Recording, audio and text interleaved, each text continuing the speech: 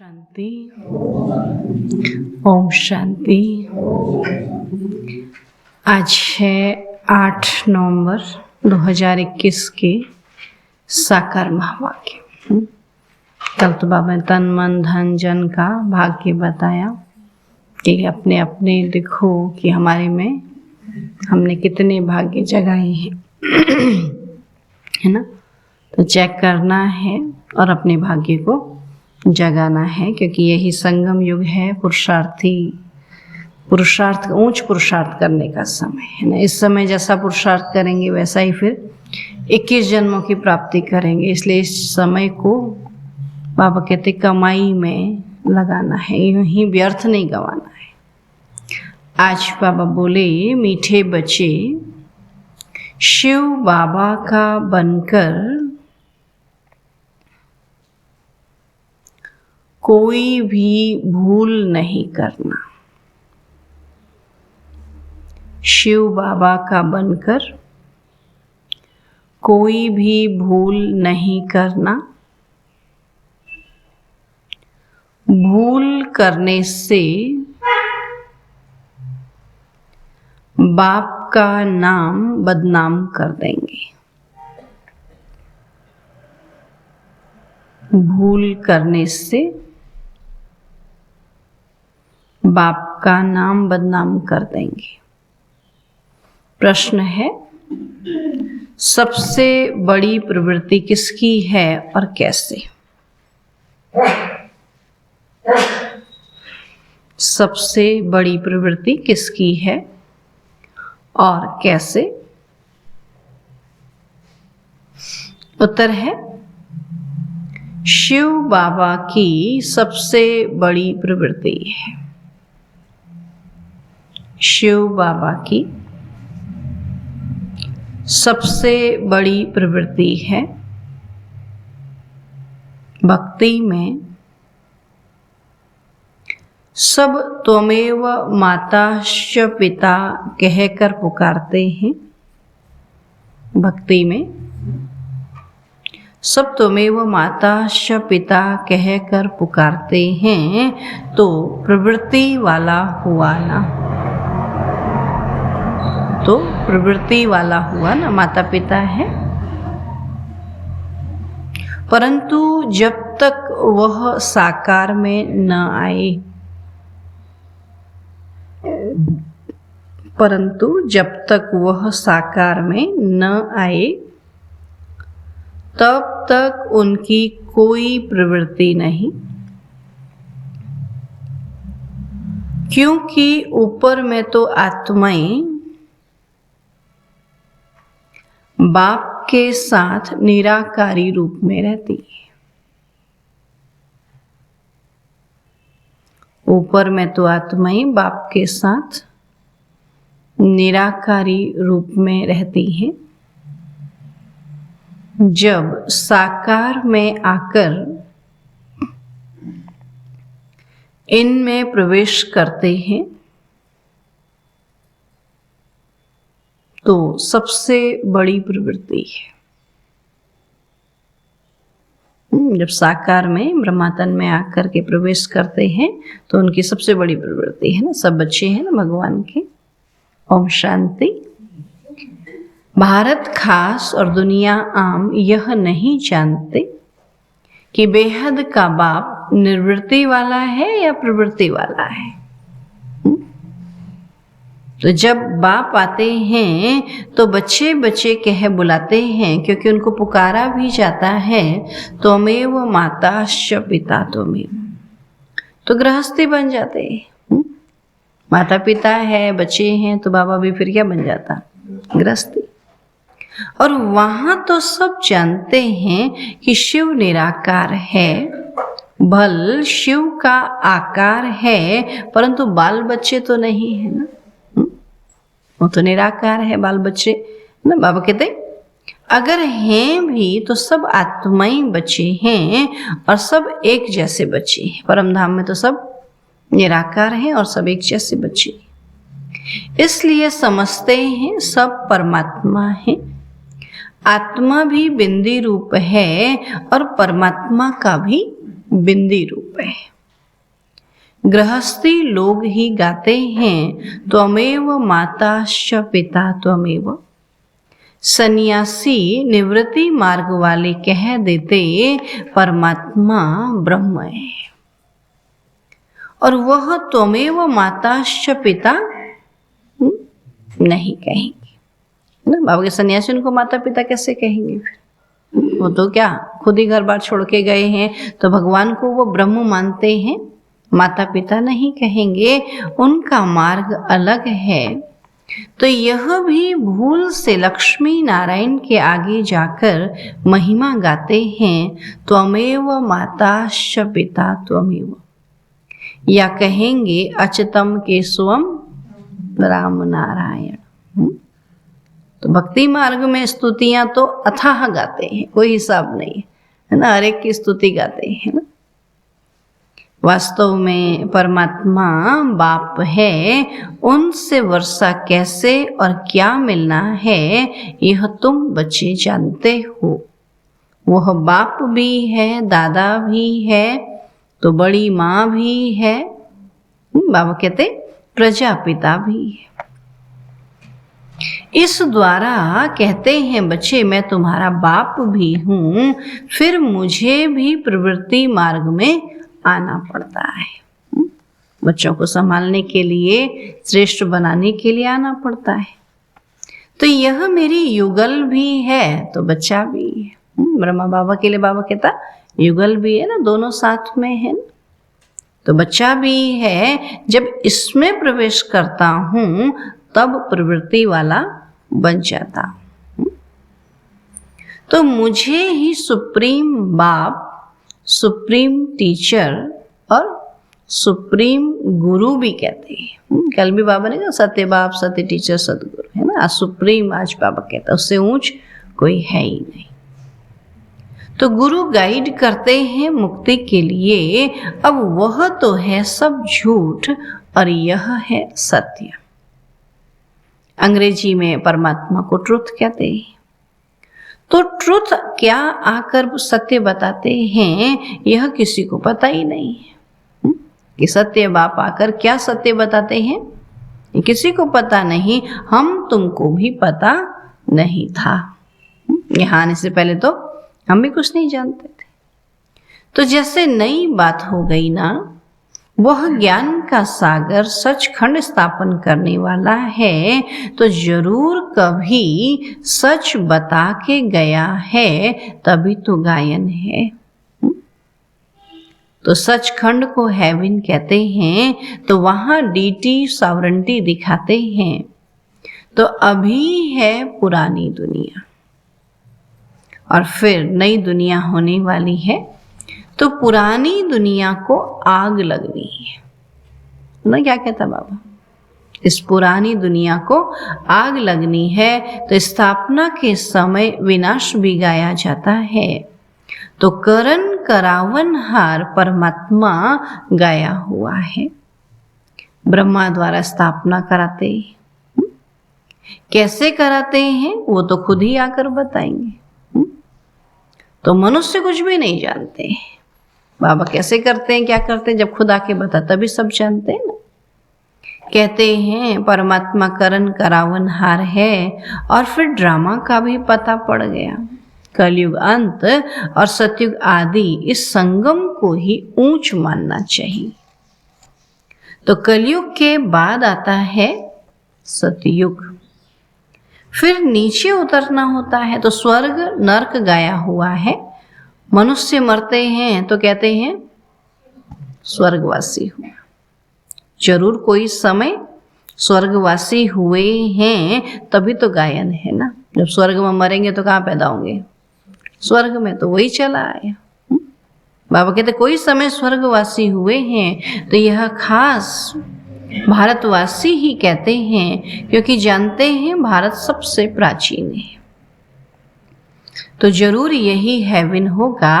तो बातें कितनी सहज हैं, परंतु ड्रामा अनुसार समझते नहीं हैं, तभी तो बाप आते हैं समझाने लिए। पुकारते भी हैं बाबा आओ, आप में जो नॉलेज है वह आकर हमें दो। पतितों को पावन बनाने आओ, फिर कहते हैं हमारा दुख हरकर हमको सुख दो। परंतु यह पता नहीं है कि क्या नॉलेज देंगे, क्या सुख देंगे। अभी तुम बच्चे जानते हो वह बाप है, तो जरूर बाप से रचना हुई होगी, बच्चे हुए होंगे।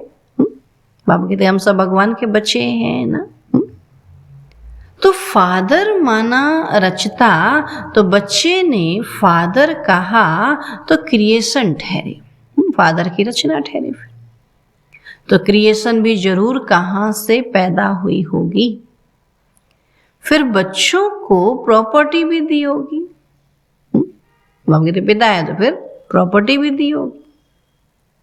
अब यह तो कॉमन बात है, इसलिए ही मुझको त्वमेव माताश्च पिता कहते हैं, है ना। जन्म भी दिया, है ना, बाबा कहते पालना भी दी, प्रॉपर्टी भी दी, तभी तो पिता कहते हैं, ऐसे थोड़ी कहते हैं।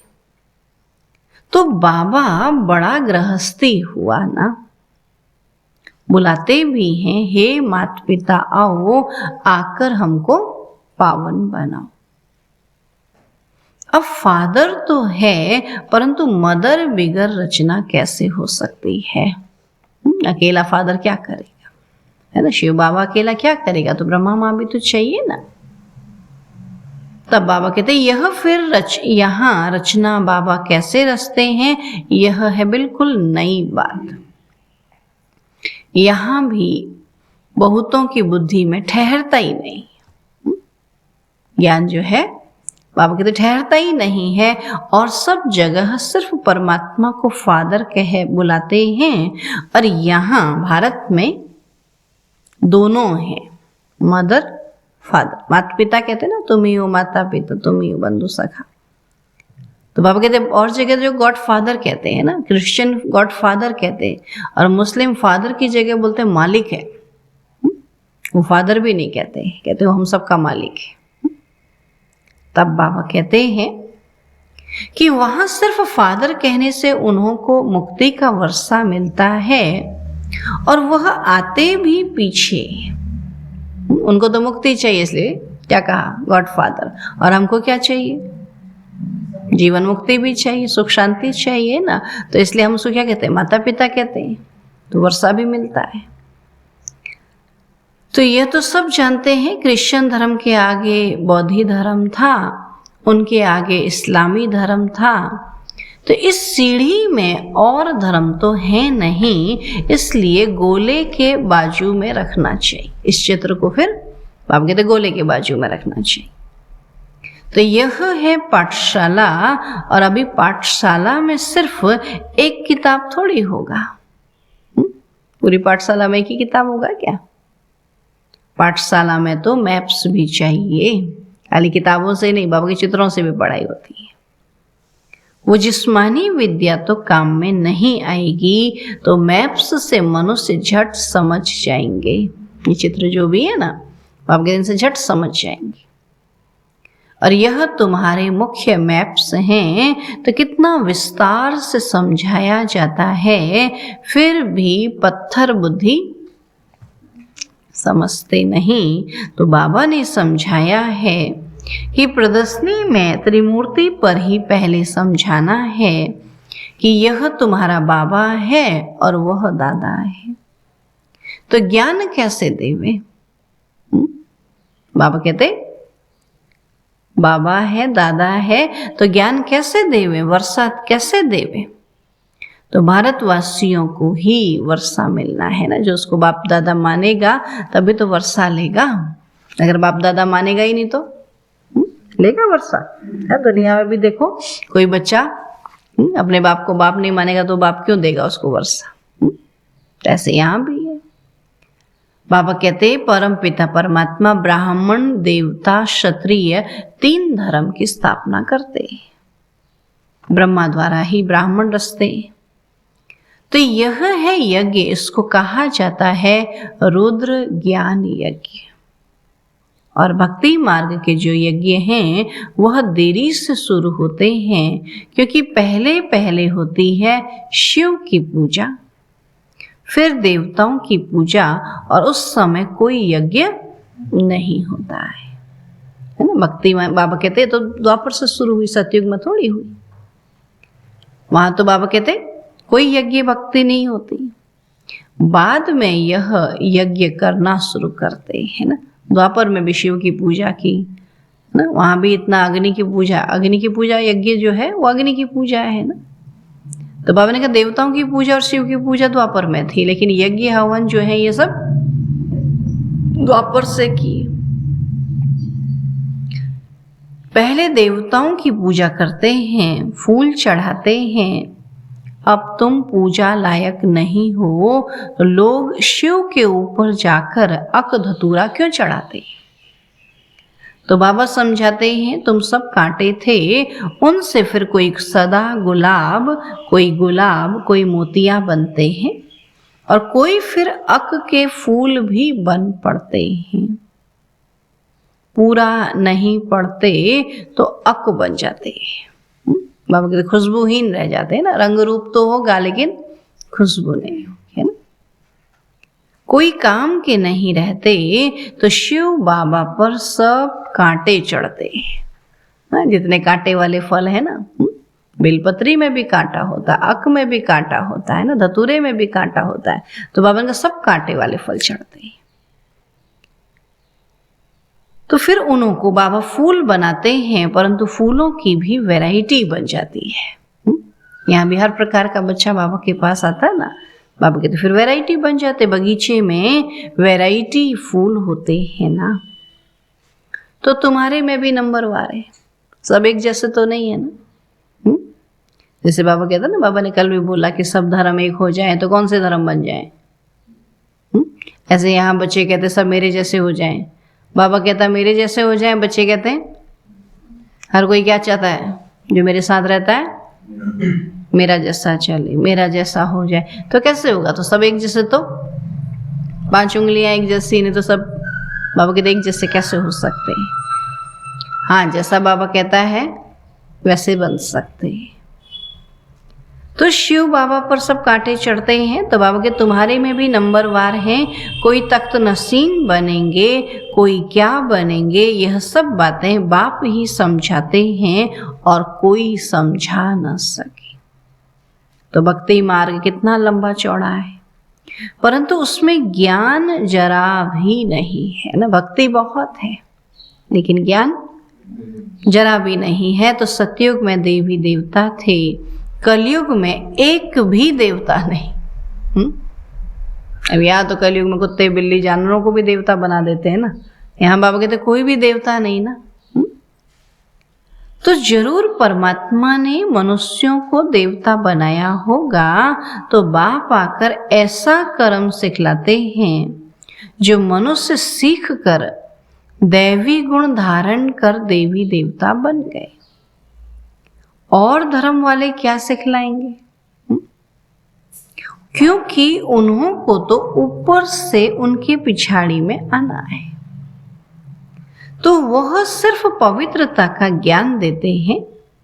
क्राइस्ट जब आता है तो क्रिश्चियन तो कोई है ही नहीं।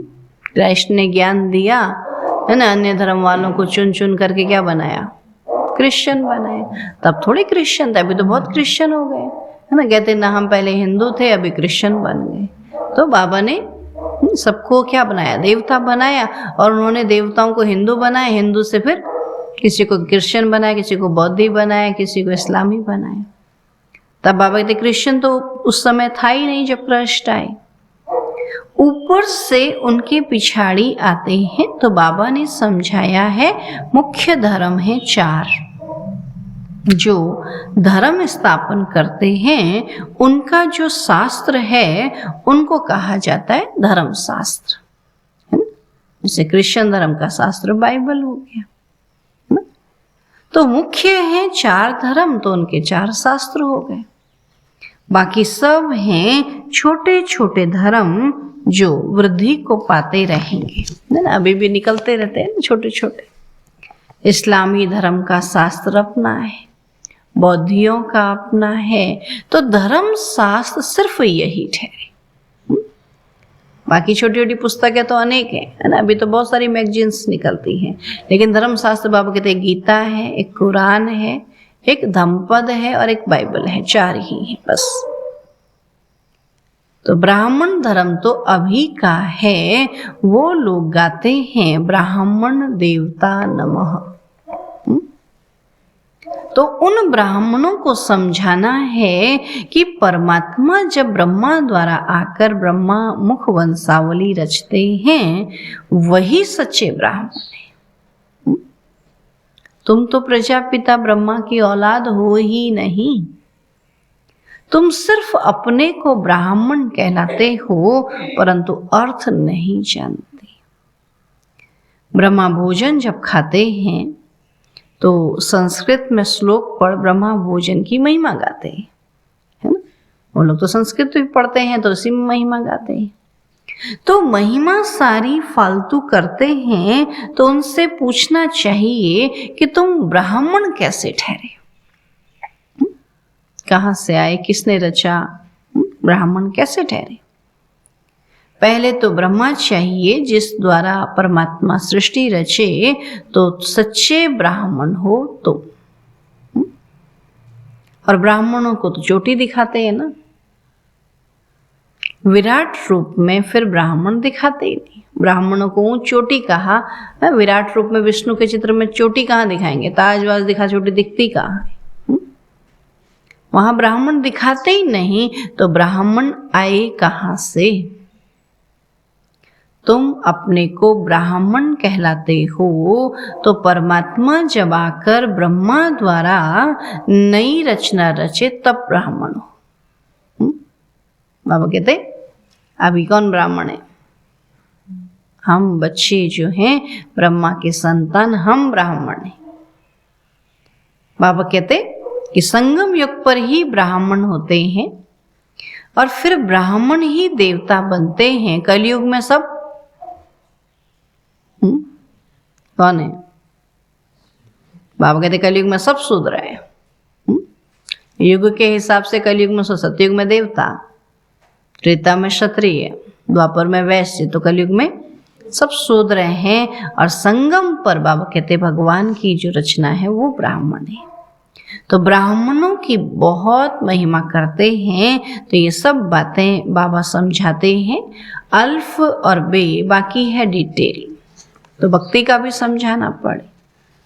बाबा कह देते हैं तुम कोई भगत हो। जो बाबा को नहीं समझता, याद नहीं करता, तो बाबा क्या कहता, तुम कोई भगत हो। बाकी बाबा कभी गुस्सा आदि नहीं करते। बाबा ने बच्चा ने कहकर भगत कह दिया, तो ये भी तो क्या है ना, हाँ, बच्चा कहेगा तो वर्षा देगा और भगत कहेगा तो देगा। भगत को तो क्या, बाबा भगत के आगे बोलता था ठगत।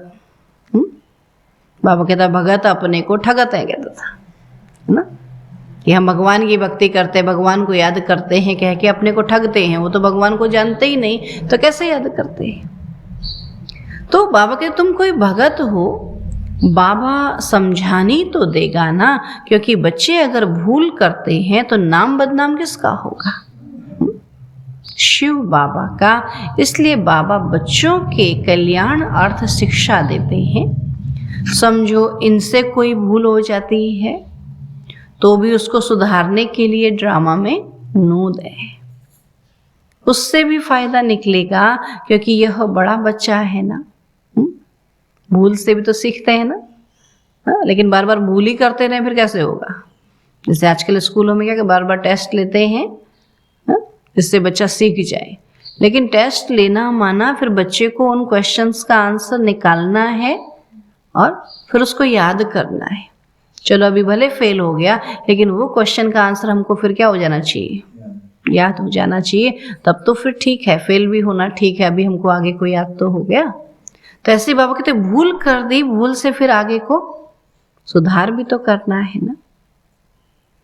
तब बाबा कहते अगर ब्रह्मा बाबा से कोई भूल हो जाती है तो बाबा उसको सुधार देंगे, उससे फायदा ही।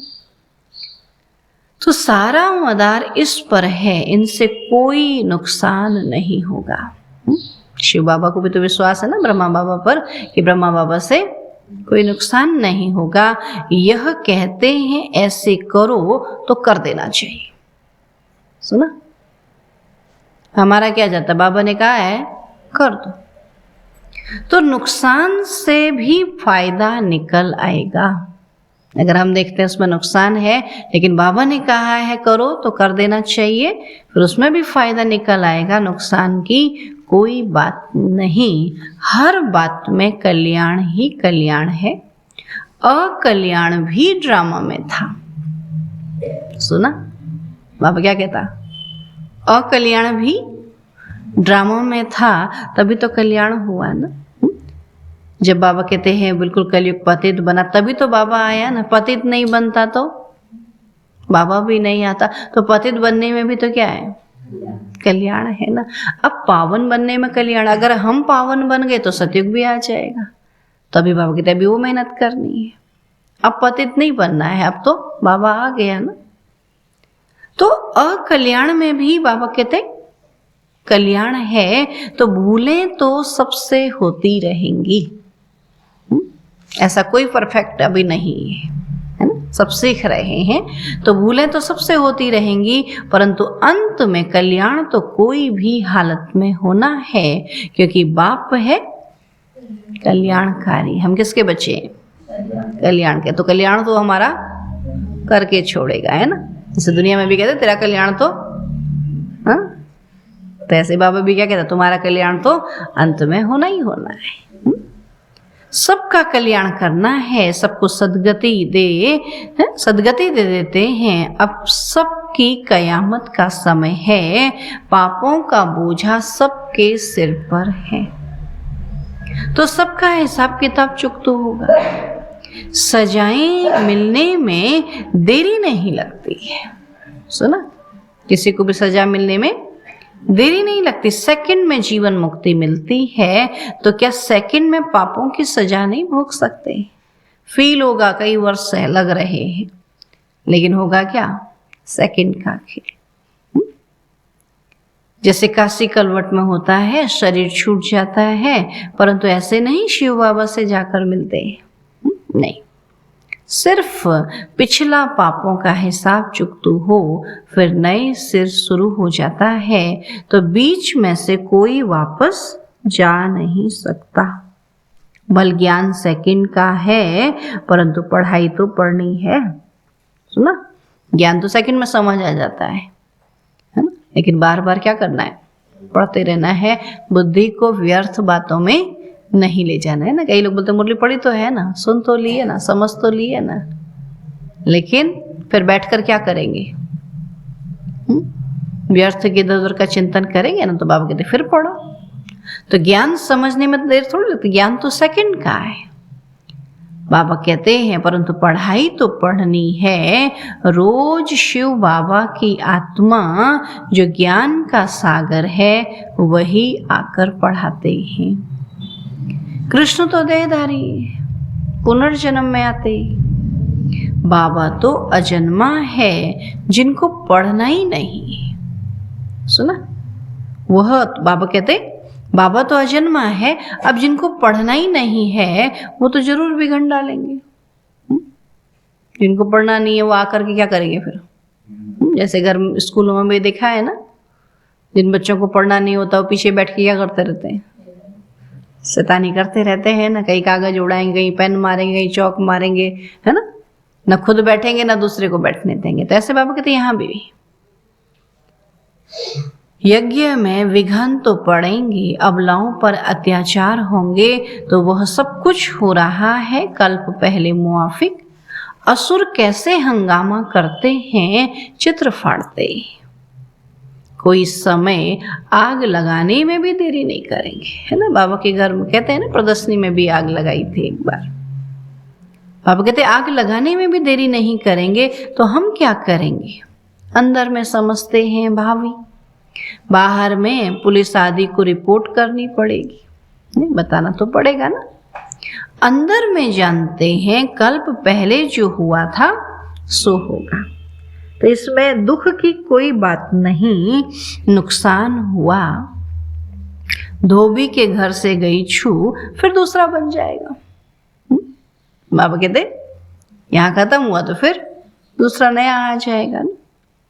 तो बाबा ने कह दिया है कि जहाँ प्रदर्शनी आदि करते हो तो 8 दिन के लिए इंश्योरेंस करा दो, चित्रों का भी इंश्योरेंस करा दो।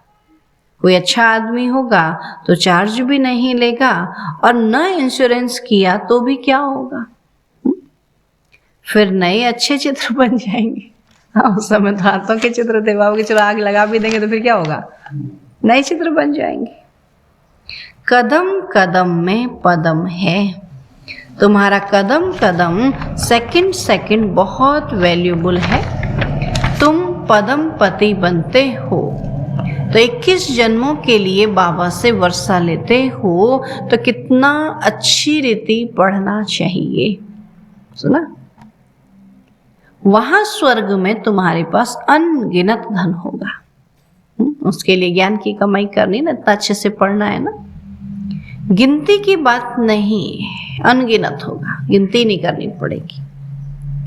तो कितना बाबा तुमको धनवान सुखी बनाते हैं, तो इनकम कितनी बड़ी है, प्रजा भी कितनी साहूकार बनती है। तो यह है सोर्स ऑफ इनकम 21 जन्म के लिए, 21 जन्मों की कमाई बाबा भी करा रहे। तो यह है मनुष्य से देवता बनने की पाठशाला। पढ़ाता कौन है, शिव बाबा। फिर ऐसी पढ़ाई में गफलत नहीं करनी चाहिए, ठीक है। अच्छा, मीठे मीठे सिक्की लधे बच्चों प्रति माता पिता बाप दादा का याद प्यार और गुड मॉर्निंग। रूहानी बाप की रूहानी बच्चों को नमस्ते। हम रूहानी बच्चों की रूहानी बाप दादा को नमस्ते नमस्ते नमस्ते। धारणा के लिए मुख्य सार है, सदा स्मृति रहे, सदा स्मृति रहे कि इस कल्याणकारी युग में हर बात में कल्याण है। इस कल्याणकारी युग में हर बात में कल्याण है।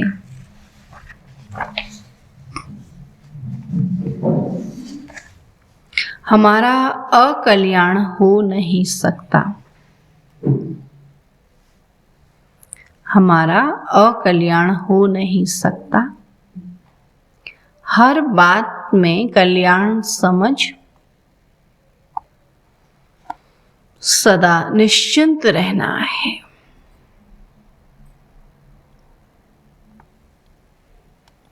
हर बात में कल्याण समझ सदा निश्चिंत रहना है। दूसरा पॉइंट है, सदा गुलाब बनने के लिए, सदा गुलाब बनने के लिए पढ़ाई पर पूरा पूरा ध्यान देना है। सदा गुलाब बनने के लिए पढ़ाई पर पूरा पूरा ध्यान देना है। पढ़ाई में गफलत नहीं करनी है, पढ़ाई में गफलत नहीं करनी है। अक का फूल नहीं बनना है, अक का फूल नहीं बनना है। वरदान है आज का, सबको रिगार्ड देते हुए, सबको रिगार्ड देते हुए अपना रिकॉर्ड ठीक रखने वाले सर्व के स्नेही भव।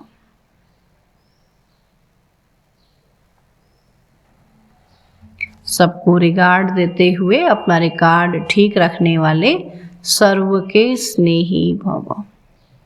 बाबा कहते, जितना जो सभी को रिगार्ड देता है उतना ही अपने रिकॉर्ड को ठीक रख सकता है। दूसरों का रिकॉर्ड रखना अपना रिकॉर्ड बनाना है। जैसे यज्ञ के मददगार बनना ही मदद लेना है, बाबा कहते यज्ञ के मददगार बनना ही मदद लेना है, वैसे ही रिगार्ड देना ही रिगार्ड लेना है।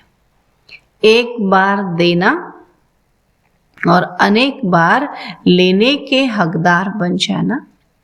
वैसे कहते हैं छोटों को प्यार और बड़ों को रिगार्ड दो, लेकिन जो सभी को बड़ा समझकर रिगार्ड देते हैं वह सबके स्नेही बन जाते हैं ना। किसी को छोटा समझते ही नहीं, सभी को बड़ा समझकर। जैसे आजकल तो छोटे बच्चों को भी आप करके बोलते हैं ना, तू करके नहीं बोलते है ना।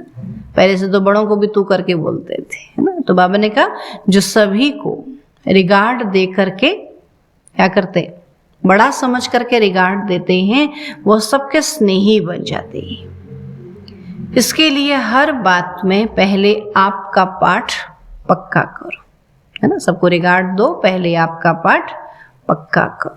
स्लोगन है बाप दादा की मिली हुई शिक्षाएं समय पर याद आना ही तीव्र पुरुषार्थ है।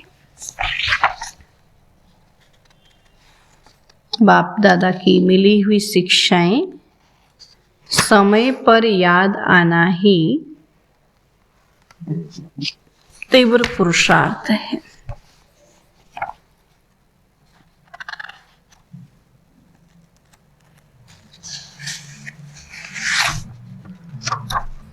तपस्वी जीवन के लिए होमवर्क नवंबर 2021। अभी सब सकाश देने की सेवा करो। 4 पॉइंट सुनाती हूँ। समय प्रमाण अभी चारों ओर सकाश देने का, वाइब्रेशन देने का, मनसा द्वारा वायुमंडल बनाने का कार्य करना है। अब इसी सेवा की आवश्यकता है क्योंकि समय बहुत नाजुक आना है। दूसरा है अब अपनी उड़ती कला द्वारा फरिश्ता बन चारों ओर चक्कर लगाओ और जिसको शांति चाहिए, खुशी चाहिए, संतुष्टता चाहिए, फरिश्ते रूप में उन्हें अनुभूति कराओ और वह अनुभव करें कि इन फरिश्तों द्वारा शांति, शक्ति, खुशी मिल गई। तीसरा अंतःवाहक अर्थात अंतिम स्थिति, पावरफुल स्थिति ही आपका अंतिम वाहन है। अपना यह रूप सामने इमर्ज कर फरिश्ते रूप में चक्कर लगाओ, सकाश दो, तब गीत गाएंगे कि शक्तियां आ गई। फिर शक्तियों द्वारा सर्वशक्तिवान स्वतः ही सिद्ध हो ही जाएगा। चौथा अभी तो कुछ नहीं है, अभी तो सब कुछ होना है, डरना नहीं है। खेल है, विनाश नहीं परिवर्तन होना है। सब में वैराग्य वृत्ति उत्पन्न होनी है। इसलिए रहम दिल बन सर्व शक्तियों द्वारा परेशान आत्माओं को शक्ति की सकाश दे रहम करो। अभी तो कुछ कुछ लोगों का, कुछ कुछ चीज़ों का विनाश हो रहा है, और जिस दिन सब चीज़ों का और सबका विनाश होगा वो दिन कैसा होगा, और जिसको देखना होगा उसको कैसा होगा। जिसका विनाश हो गया वो तो चला गया, जो बैठा है और जिसको सारी व्यवस्था देखनी है। तो बाबा कहते हैं वो समय ब्राह्मणों को वो सेवा करनी है, इसलिए अपनी स्थिति को पावरफुल बनाना है। ठीक है। ओम शांति।